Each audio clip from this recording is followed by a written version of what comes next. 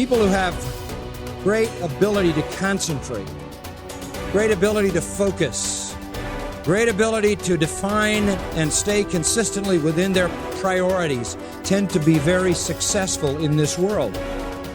And self-discipline is an essential component in that. Whether you're talking about some kind of academic achievement, some kind of musical achievement or athletic achievement or whatever it is, some achievement in the realm of business or the arts or science, generally comes to people who are very focused and who understand how to order their priorities. In a word, they are disciplined people.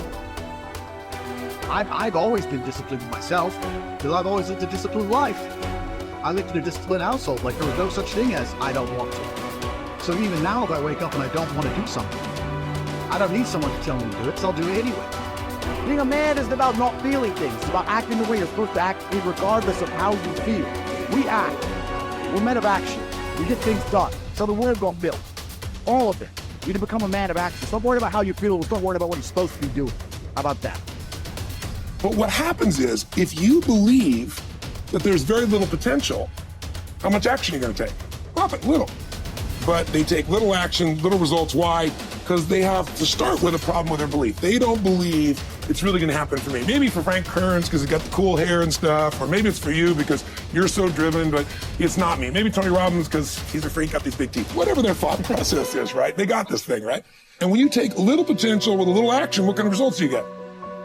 Lousy little results. And when you get little results, what does that do to your belief? You go, see, I told you this was a waste of time. And then what happens? You tap even less potential. You take even less action. You get even worse results, and your belief gets even weaker. And this sucker feeds on itself until you are in a downward spiral. It's poisonous. It's poisonous and it's self-fulfilling. Now, what if something could happen that could come along and fill you with a sense of absolute certainty? Not like I believe, but mean where you know. In you guys' case, mine as well, we knew because we had to. Because we burned the boats. There was no other option. We had to find a way. We weren't going to live that way. We all did it in different ways and for different reasons, but in essence, that was it. If you get yourself in a state of certainty that this is going to work, I'm going to find a way, and if this doesn't work, I will make the way, then you tap a lot more potential. And when you're certain in your potential, you take massive action. When you take massive action, you really believe in something, you get great results. When you get great results, your brain goes, see, I told you I was a stud. I told you this thing would work out. Now you're even stronger. You tap more potential, take greater action, greater results. That's how you went from $300 in a week to 2,500 in 5 days to 100,000 in a month to $1 million in a day. Same thing with you. And we get momentum. That's why the rich get richer and the poor get poorer. If you just make a decision, it can be sometimes the day that starts you on a brand new journey. Sometimes when you look back on it, the day that you decided was just about as exciting as the day when you finally accomplished the project.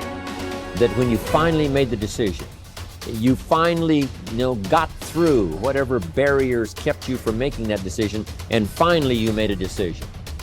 Now, some decisions are incidental and some are small, and some, are part of a working day. But sometimes decision-making can be one of the most important days of your life. Maybe a decision you postponed, and now you understand the penalty of postponing that decision. You've got to do something, and finally you come to the conclusion, today is the day. I now decide. And whether you decide on a new direction, whether you decide on a refinement in philosophy, whether you decide to act when before you haven't acted, you decide on a series of things that you're going to do, you decide. Deciding can be such an incredibly important, very exciting, inspirational day. So that can be an incredible source of inspiration. Now, if you don't follow through, it's not going to last all that long. If you decide and then, postpone and you decide but you still don't get to it for a week or a month or a year, soon all that energy and that source of inspiration is all dissipated. I believe that the single most important skill is the ability to make effective decisions, because everything comes from decision. You only get new results if you take new actions. You only take new actions if that decision comes first. In other words, decision is the father or mother of all action. But not all decisions are equally good, as we all know. And the quality of our life comes down to the quality of our decisions. You want action. Action means you have to make some decisions along the way. And decisions, most people are so afraid to make the wrong decision, they don't make any decision. That is what you really need to be afraid of, being stagnant. So get up and go. That idea isn't going to execute itself. You have to do it, and you have to do it now. Don't wait anymore. Don't think anymore. Don't plan anymore. Don't contemplate anymore. Don't make any more excuses or justifications. Don't rationalize anything else. No. Take the risk. Take the gamble. Take action now. No complacency. By 66, Pompey had already earned the title Magnus, making him, in fact, and in name, Pompey the Great. He had reconquered Spain. He had served as Rome's consul not once but twice. He had defeated Spartacus in the Third Servile War. And now he was being sent to dispatch the Cilician pirates who terrorized the Mediterranean. Before he left, he stopped for a private consultation with the Stoic philosopher Posidonius, one of the great minds of the ancient world. Posidonius's advice might have seemed rather redundant. Be the best and always superior to others, he had told the ambitious general, quoting a line from the Odyssey. But Posidonius wasn't talking about achieving more victories over the enemy. He was talking about conquering the self, not honors, but being honorable. Plutarch tells us about a far less famous general and statesman in Greece, many generations before Pompey. Despite his brilliance on and off the battlefield, Epaminondas was appointed to an insulting minor office in Thebes. In fact, it was because of his brilliance that he was put in charge of the city's sewers. Instead of being provoked or despairing at his irrelevance, a number of jealous and fearful rivals thought it would effectively end his career. Epaminondas took fully to his new job, declaring that it is not the office that brings distinction to the man. It is the man who brings distinction to the office. With hard work and earnestness, Plutarch wrote, he proceeded to transform that insignificant office into a great and respected honor, even though previously it had involved nothing more than overseeing the clearing of dung and the diverting of water from the street. Best is the person who adds shine to their accomplishments with their discipline, not the other way around. This is what Posidonius was trying to tell Pompey, although Pompey failed to fully realize it. In the end, it's not about what we do, it's about how we do it, and by extension, who we are. Too often, we find people choosing to be great at their profession over being a great human being, believing that success or art or fame or power must be pursued to the exclusion of all else. Does it have to be that way? Does being loved have to be at odds with being lovely? Or can temperance, as Cicero claimed, be the fine polish on top of a great life? Queen Elizabeth inherited the monarchy. Marcus Aurelius was selected for the purple as a boy. But it wasn't the throne that made either of them kingly. It was their behavior. They were what the ancients called first citizens, for their character as much as their rank.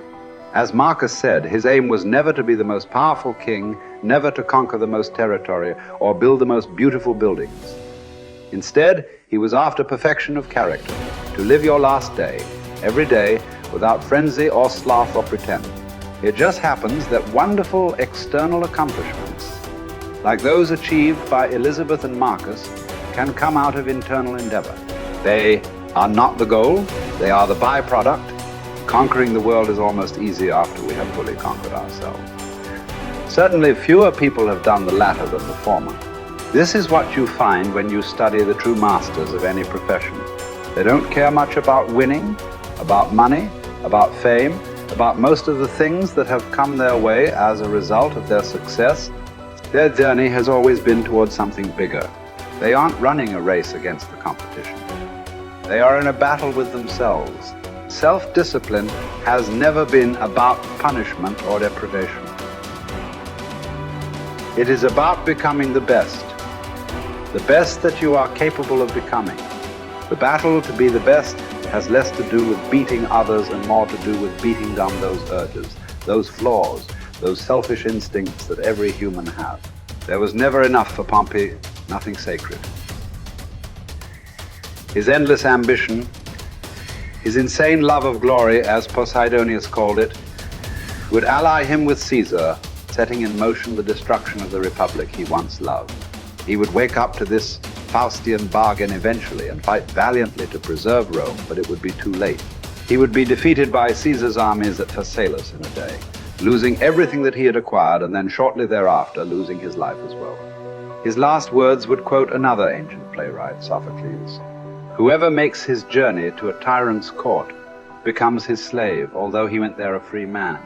By chasing the wrong kind of best, fame, fortune, power winning, Pompey had chained himself to the worst. It cost him everything." As it does for all of us, when we compromise, when we relax our discipline, when we make exceptions and do what is expedient instead of what we know is right. History is replete with great